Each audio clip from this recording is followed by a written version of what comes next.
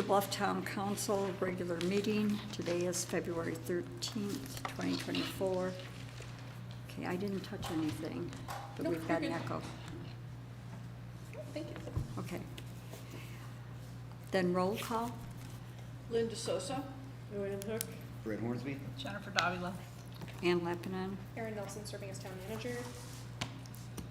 It is 4:45 p.m. Then the first thing is approval of the Bluff Town Council regular meeting minutes of February 6, 2024. Has everybody read them? Are there any changes, corrections?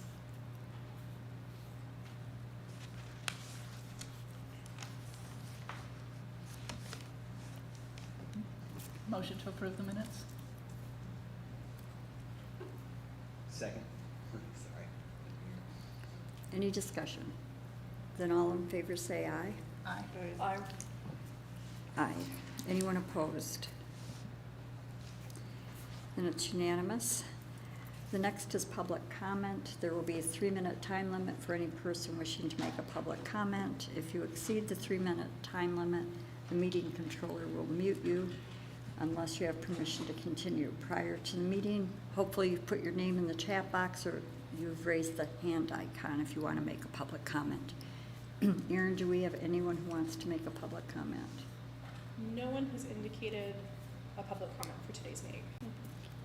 And I'll note that there is no live audience. Everything is virtual, so there's no one in the room wishing to make a comment. Then number 1 is the discussion of the strategic plan work session and a vote if there are any changes. So how did everybody feel about the work session? Great. I Glad think we we did just, that. yeah, I think we just wrapped that all up, but Does anybody have a need for voting on anything? Okay. I thought it was good. Then number 2 is a discussion of the Equal Justice Government Environmental Protection Plan on the work session, and then recommended modifications by Erin. So I really appreciate everyone's discussion during the work session that was just yesterday. Based on your conversations, I did start looking at some estimates for a less expensive insulation option, which would allow us to allocate more money into the HVAC system, because that one was pretty underfunded, even with not having any idea how much an HVAC system is going to cost. We knew that more money will need to go in that direction. So I'll make that modification, probably adjust insulation down to about $100,000 and boost up HVAC. Everything else seems pretty solid from what I'm hearing from council. There are clearly a couple additional areas which we don't have any funding for yet, like outdoor spaces and things like that. Next steps, so I'm probably skipping so the DRC did meet today, and Janet, UDB's executive director, wanted to have the budgets in hand so she can go to her board to talk about it. Just a reminder to the council, for this particular grant, we need to have things wrapped up pretty quickly, so we're going to try to move that along on UDB's side. But I really appreciate everyone's input, and it sounds like both from this group as well as other areas, we all are in agreement that council and board need to figure out the overall plan room by room for the CCC, and that'll help guide us in renovation as well as seeking additional funding if needed. So it sounds like that's pretty much the next steps that we would be moving towards. But these grants are hopefully moving right along, and it would be the goal that the contract would be to us by early March for us to sign, and then we can start drawing down those funds. So there are a couple of deadlines that really have to be met, and one is the deadline that Erin, unfortunately, will be rewriting a number of the scope of work information for the EPA based on EPA's feedback. And they've requested that they receive that by February 20th, and then the meeting with EPA would be the 26th of February. So keeping in line with those two dates and hoping to wrap up the contract and be able to sign it by the first part of March, Utah Denebakea will need to be working with us to sign what's it called, a subaward Yes. agreement Yeah. between the town and Utah Denebakea, which is a lot of work and a lot of detail to cross before March. So be thinking about the space allocation for moving past March. It's not necessary to have it for the contract to be signed, but it will be necessary for us to be able to move into the next steps of looking at an architect or drawings, and then, of course, all the scope of work that has to go out there for bid. And just one additional note on Ann's comment regarding like the items that are due back by February 20th. So since we've had a change in the budget, and reasonably so, change in budget, they have a couple things that they are requiring us to do, like the quality assurance project plan. Essentially, me, myself, and I are rewriting the initial application to be like much more detail oriented, and then adding those additional projects in there. We're no longer confined to like the 20-page minimum, so they want like a very detailed project plan as to how we're going to execute on this grant. So that's what's due by Tuesday for them to pull apart, and then the final will go into what we sign on a contract.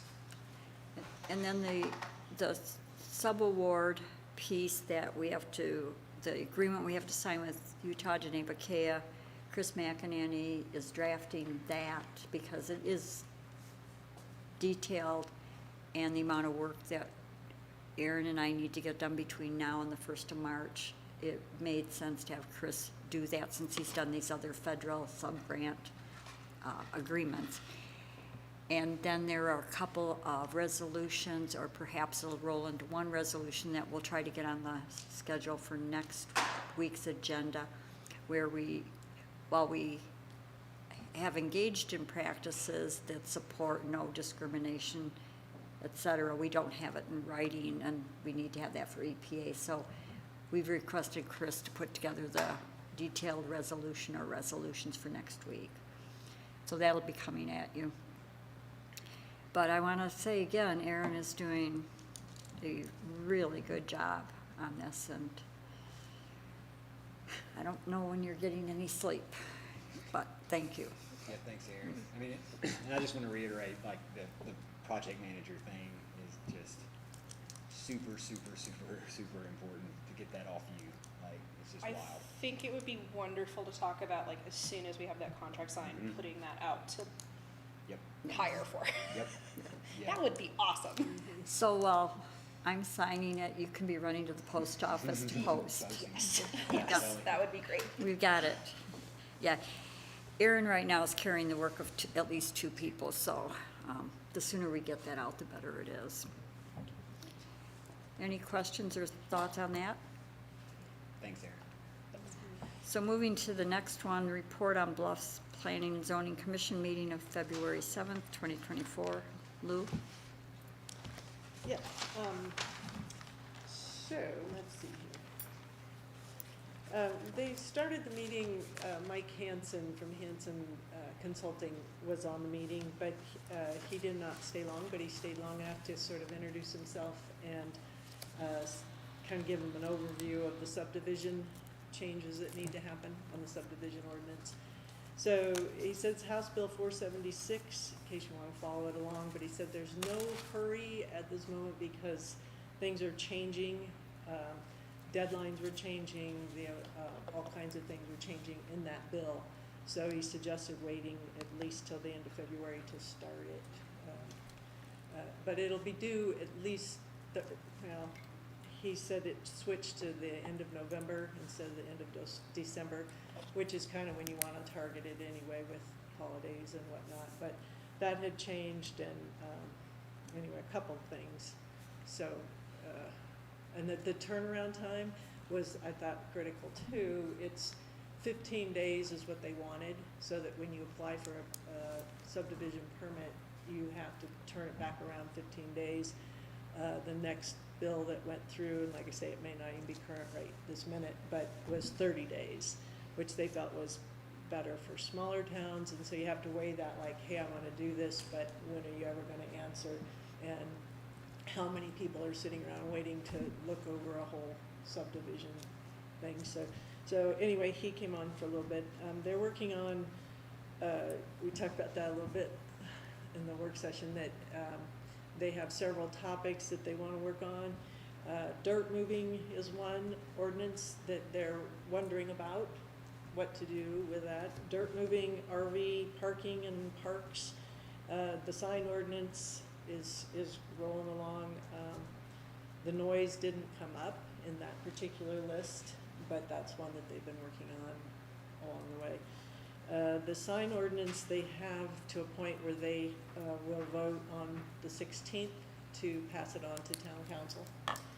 They feel like they've got it, enough of their suggestions and recommendations that they'll be ready to pass it on. So that will give it to us in time to put it on the 20th, right? Or 20, what's today? Yep. 21st, anyway, one of those that we still have a meeting on.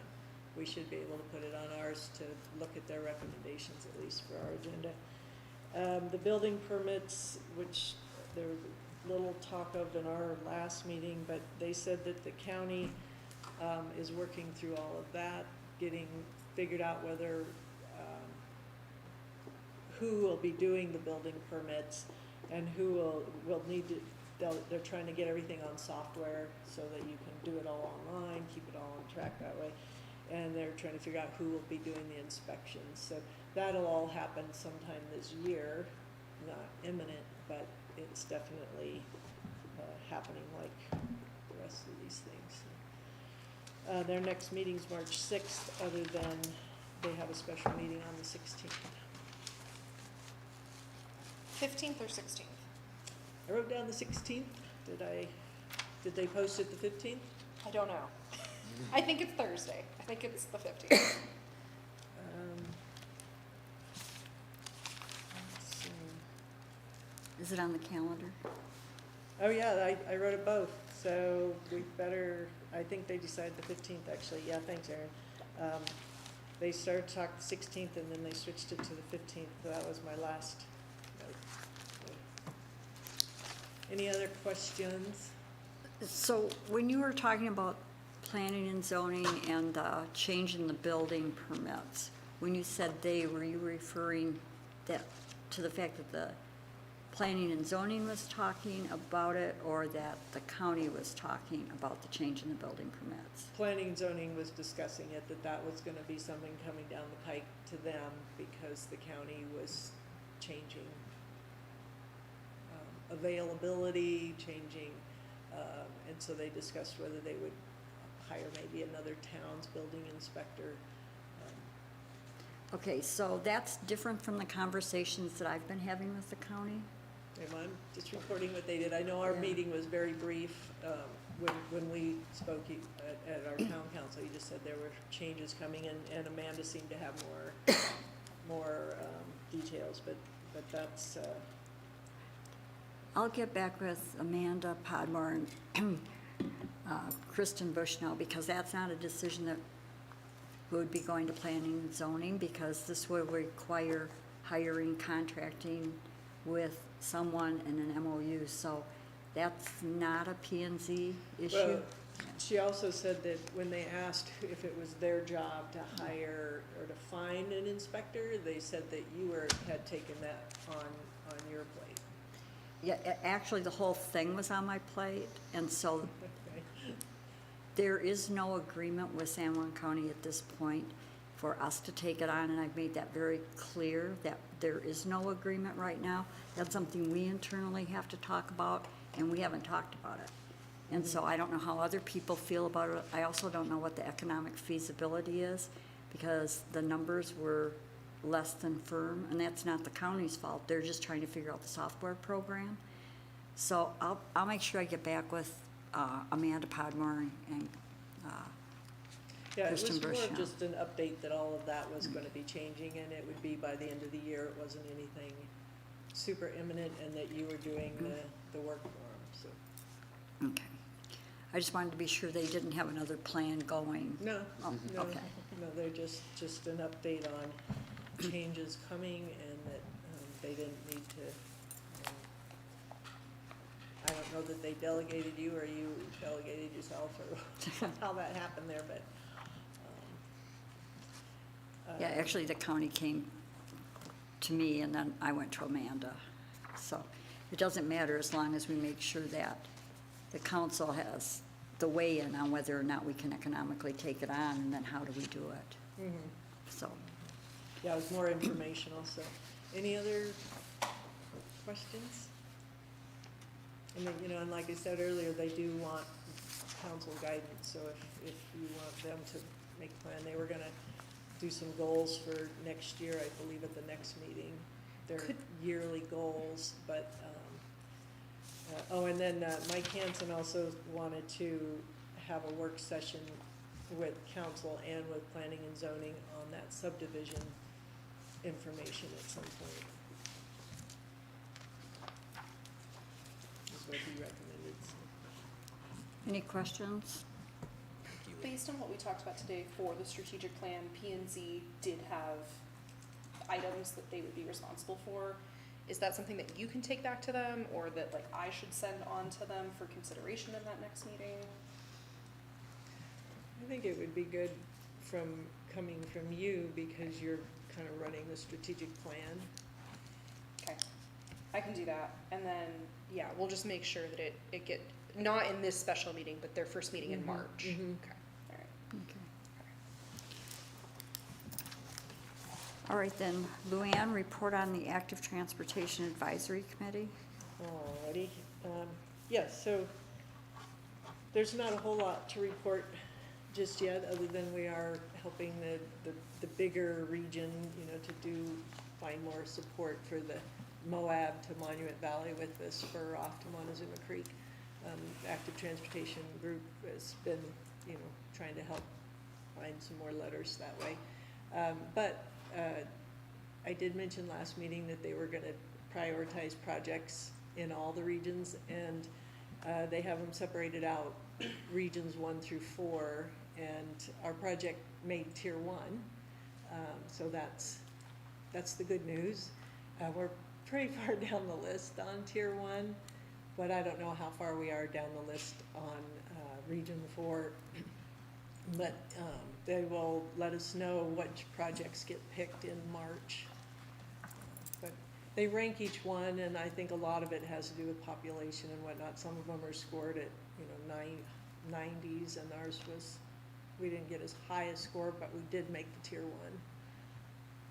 So, Awesome. and so tier 1 will get, basically they'll all get done at some point, but they have to still prioritize their work projects from that, and they won't announce that till March. So I have a question on the letters of support. So I never followed up to make sure that the one I signed got to you. Yep, Okay. yep. Then did other organizations, like Business Owners of Bluff, did they send anything in, I or don't do you think know? we have one yet from Business Owners of Bluff, but we have till the 21st to collect them all, and then to give them to the grant writers so that they can get them on their grants and get it turned in. So we've got another week or so, tried to give some notice, but like Whitehorse High, they sent theirs right back. Right back to UDOT? No, they asked us to collect them here, and then we meet with UDOT again on Friday, and just to kind of see where everybody is on collecting letters, and then we've got a couple grant writers that we send, that we forward the letters on to. So UDOT sent, I'm just trying to follow this, UDOT sent a request to the active transportation with a list of people or a list of organizations they wanted active transportation to contact. Well, Just you- ideas. Yeah, UDOT didn't really present that, though, the active transportation came up No, with the that- list, right? No, that was UDOT who came to us and asked us. Well, they came to us and asked us for letters, they didn't come to us and say, we need Go to letters from this one, business no, owners to right. Bluff. Yeah, so I think that's, is No. that what you were asking? No, is that what you mean? Because no, they just said if you have churches, schools, groups, organizations, anybody who would support this project economically, health-wise, whatever their motivation would be to support it, if anybody that we know locally and, you know, to help them get some letters to send with their application. So,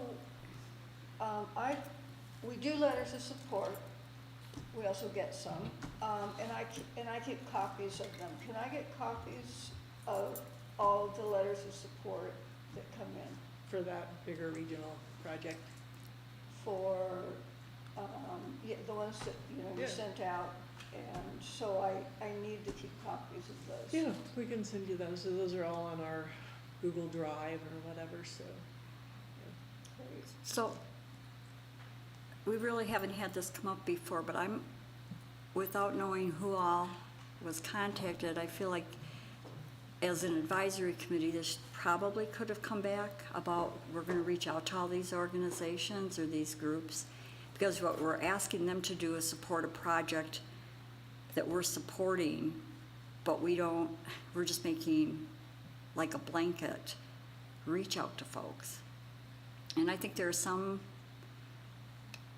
possible people that get contacted, and I don't know what the list looked like or that there was a list, but I would just prefer if there's, for us too, if somebody contacts the council and says, will you reach out to, you know, all the organizations you can think of in your community? I'd really like to have a discussion about who is being reached out to. So was that form letter then sent out to each of these? Yeah, it was just a summary of their project that they're doing, that UDOT is working on this grant from the federal grant, through that, Utah Trails Network, and that this was a bigger expanse, it was the same people that we've been working with, really, they weren't. Well, I think maybe I'd like to have a little more detailed discussion about process. So I'll just throw it on the work session for the, whatever date that is in March. Yeah, and as somebody new, it would be nice to understand exactly what the advisory committees are supposed, you know what I mean, like what their role is with town council and, you know. Well, and I think that's pertinent across the board for all of our advisory committees, right? Especially as we're thinking about like the strategic plan and like how we're going to like delegate or have champions. And I know like one of the things we talked about was like quarterly updates, and maybe for some of these, especially as like we have really big projects moving, maybe it's a more frequent update too. But yeah, I don't think this is just ATA, I think this is like across the board. Well, it's like the CCC is the other one that's doing a lot of Yeah. stuff right now. Yeah, And definitely. it's advisory too. The council has to decide all of those things too, so it just depends on how much detail you want back. Yeah, well, I think it's a good time to be talking about how it all works, because we are going to have a lot of these smaller breakouts. Anything else? Any questions? It's really important for transparency. I mean, we need to know where things are going.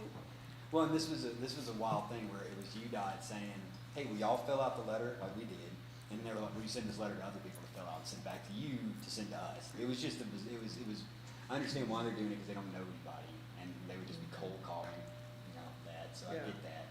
But, yeah, it was a bizarre ask, because we were basically asked to sign like everybody else, not oversee their signature, just send it out to them. But then holding it before we send it back to them is bizarre too, so. Well, and we probably could have had him like, you know, because he had several, he said to him, or there were two other, the Stephanie and Chris, and there were two or three that were accepting them and compiling them into their grant. The, so- the thing the thing to me is that it feels like if we as an organization, we're getting letters of support for the grants, but we ran through the list of the letters of support. We didn't send them to one potential letter of support person and say, hey, can you get these and gather them? And the concern, as I'm thinking about this, part of it is the view of any gatekeeping. What organization did you choose as an AT, Active Transportation Advisory Group, to reach out to versus UDOT reaching out on their own? But I'll get it on the work session and we can figure out like what the general policy looks like for everybody.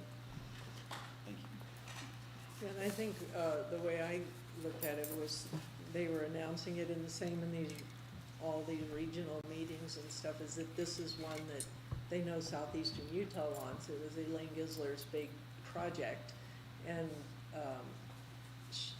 she was on these meetings too, and she's got the same project. She's doing the same thing. So she's going to the county commissioners. UDOT themselves were going to like John Curtis and Mike Lee and those sorts. So they asked the county to help get that section. So, I mean, to assume that we are in support of it, I guess, because we signed the letter and that we're just helping to spread the word that this is a project that is one that we've supported. The county is trying to get it through, the UDOT's trying to get some funding to get it through quicker. Well, so that was, Yeah, the question isn't whether it's something that we would support. The question is, what is the role of us soliciting and choosing the other letters of support? And I think that's where we're going to have this come up a lot, and I think we need to just formulate a policy that we all follow and we're all on the same page. So I'll get it on the work session, bring your thoughts about it. Then, moving to number 5, discussion of change of use of the Town of Bluff funds to Bluff Volunteer Fire Department as noted by Assistant Chief Lichtenstein. And I just wanted to make sure that since the fundraiser is done by the fort and the town holds the funds for that, and then we had the request for the 25,000 to add to the fire department to their services. I really appreciated that the fire department let us know that for this year, the strategic priority changed focus a little bit from administration and maintenance funding to purchasing equipment, and then they detailed it out. So they're using the money, that's the main thing. It's going to a good use, and I appreciate that they let us know what I thought. I just point out, thank you for letting us know that you changed it. I won't be looking for a report from an administrator then. Still need to report that. He still, yeah. He knows, And so. he does know that we still need a report that says we may not have spent the money yet, but. And I'll just follow up with him. I probably dropped the ball a little on it. Then number 6 is the update on the school and institutional trust lands and the BLM land management exchange. And I think everybody's aware that that was nixed by Governor Cox. So that exchange will not be happening. It will not be affecting, that exchange will not be affecting the Bluff bench. It will not be affecting the river parcels, and it has most likely generated the 2 House bills that are working their way through, or the Senate bills on SITLA and regulations. And I just became aware of them. I skimmed them. I think once they work a little further along on the details, we probably should take a look at how SITLA is going to be functioning in the future if those pass. And they've changed their name, haven't they? Just They TLA did to institutional trust, trust lands. Association, yeah. Yeah, just a trust lands. Trying to rebrand themselves, I guess. And they are moving forward on projects on parcels outside of town, like the 500-foot vertical bridge tower near natural bridges that the county So, The question came up because when you and I were talking about it, and my phone, of course, blipped out again. Where is that parcel? I haven't looked at the exact parcel, but if I understand correctly, it's near Bears Ears and I think near the junction of 276 and 95. Somewhere near Cedar Mesa Road and And 95. what's the tower for? They say broadband, so that's why they're calling it a vertical bridge instead of a tower. But they are. It was just funny to me that as soon as that was in front of the county instantly. So Wow. Anything on that? All right, then, number 7, discussion and vote on privacy policy. For many reasons, I have not located the time to spend a couple hours working on filling in those blanks that I had. So hopefully that will be on next week's agenda for a vote along with those resolutions from our attorney. Number 8, update on the AmeriCorps team Red 4. Well, as you may have noted behind us, they've been doing some work in this building. They're painting the lower level of the community center gym. They've done the utility rooms, they're reorganizing. They've done the Bluff chairs by cleaning and sanitizing. I think that those are gonna require a little bit of work with a wet vac to pull up some of the water from the seats. And tomorrow they will be out at the Mission with Reagan White Salucci. The public is invited. She's going to give a talk or a demonstration, I'm not sure what exactly, on pruning and gardening in general out there, I believe. She's not planning on pruning too much because we already pruned. Yeah, I think she's just gonna do the discussion because I did tell her it already been pruned. And then Melanie Daniels from Utah Deneva K.O. will be doing something on traditional foods. And she was going to bring the food already prepared, but she may have shifted gears based on the interest of the team in actually preparing it. So they'll stay out there, I think, although I did say they could move into the kitchen, but I think they'll probably just stay at the Mission because they've got all that space out there and to be able to do it. But their last day, I believe, will be the 22nd. Their last day of work will probably be the 21st, and they depart the 23rd. Then number 9, there was a ribbon cutting at Blanding Utah Food Bank that Linda and I went to, and it was really well attended. That food distribution building is amazing. It's huge. And then there's the Blanding Food Pantry that's attached to it, but is a different entry area so that you can go in and shop. And I think the hours are pretty much every day, I think. I don't think I brought that with me. Oh, yeah, I did. So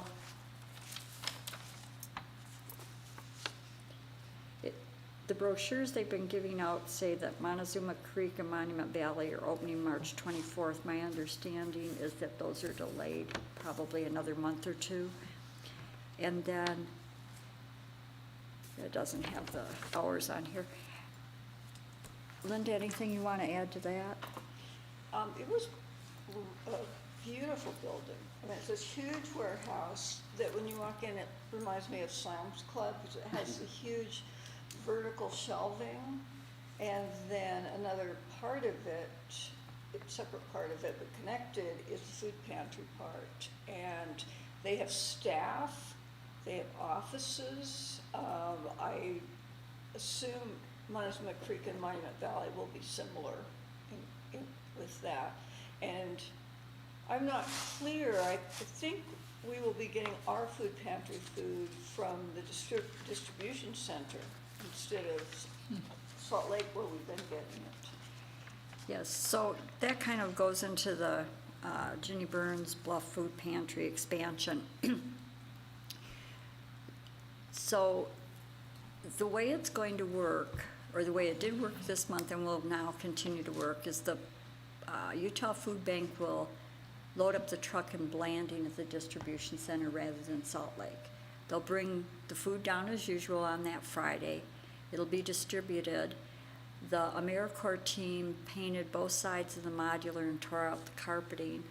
So the excess food will go back into the modular, but there is the food pantry shop now here in the community center that will be open Tuesdays from, I believe, noon to 4.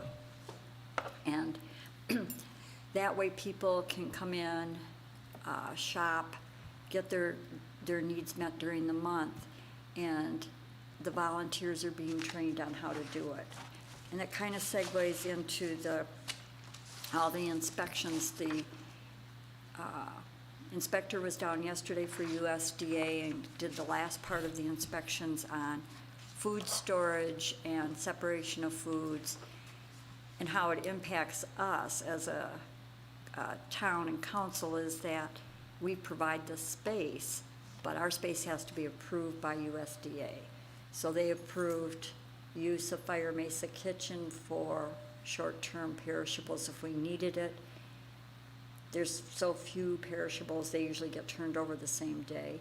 Then short-term perishable storage inside the food pantry shop. And then the inspector checked out the Cooperative Cultural Center kitchen, which he said meets all the standards that they would need to meet to be able to use it when we get the certificate of occupancy.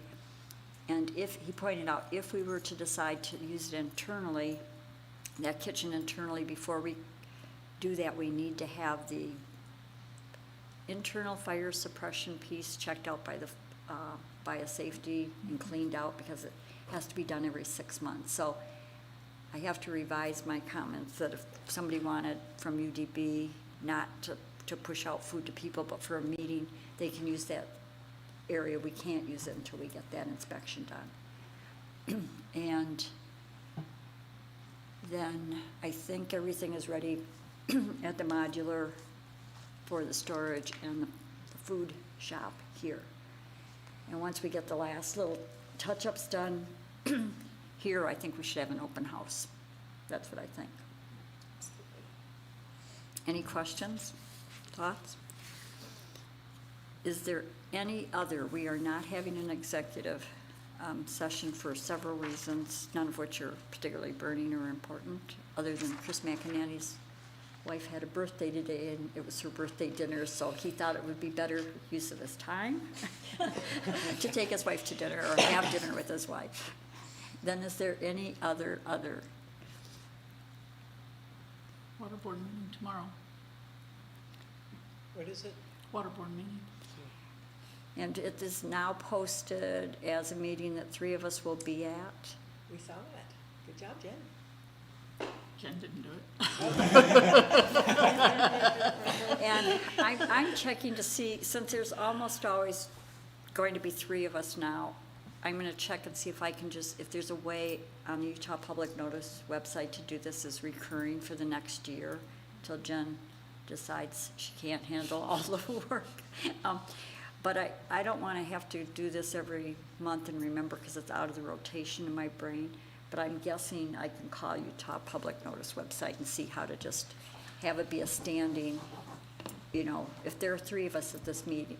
I wonder if you could just go in and post notices You can do that, in advance, just post.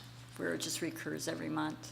Or just like set it up. Set so it- we yeah, know just it's go every in, second. like- Yeah, like and we tomorrow, could- you we could- could just post 5 or, Well, you could 9. post 12. 9. Or, 9 of them, because that's how much we have left in the calendar year. I don't know. Okay. I'm definitely not the Utah Public Notice website I will expert. try to figure that out so that I don't have to be that off week of like, oh my gosh, but, And I think, if I could just add to that, I think that that's important that, I don't understand really the chance meeting, we all just did that training, the chance meeting and the social meetings and that kind of thing.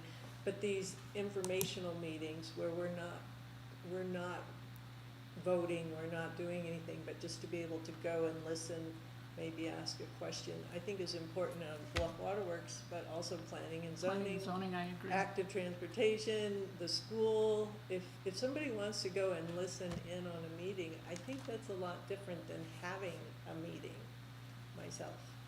So I don't know if we need to post all of those, that we can all be at all of those all the time if we want to, because it seems a little odd to have to get information third or fourth hand at these things that the town's involved in. So, anyway. Well, in that same training, they said if you think you should do it, do it. And I'd rather err on the side of whatever. For me, where I draw the line is, are we going to be having a voice in that meeting at all? You know, are we going to be asked to weigh in as a council or give an opinion? It's not just Ann going as a citizen asking a question about something. So like the housing assessment, I think, was a really good example. The housing assessment was here for the community, and we were all interested in it. But the reality is Bluff is a part of that bigger picture and the planning. And so while it's arbitrary in some ways, I try to hit the ones where I know we could be asked as an official capacity to make a statement. But is there a way to post those meetings that we all may be present at, our committee meetings or at Bluff Waterworks, without having to post each one and record each one? Like the school, Yeah, we don't planning meetings and things. Yeah, we don't record, unless it's an open and public meeting that we're running, we don't record other people's meetings. So if we Right, were so- there, we wouldn't have that requirement. So, but if anybody else wants to take on the job of figuring out, and remembering to get whatever posted, I'm happy to give up this one. I'm not looking at you for that. Right now, I am like putting a firewall around Erin. Do not anybody ask Erin to do anything right now. So if there's no other, it's 5:26. Motion to adjourn? Second. Okay, I'll take Lou's. All in favor, say aye. Aye. Aye. Aye. Anyone opposed? It's unanimous, and I'm turning off the recorder right now.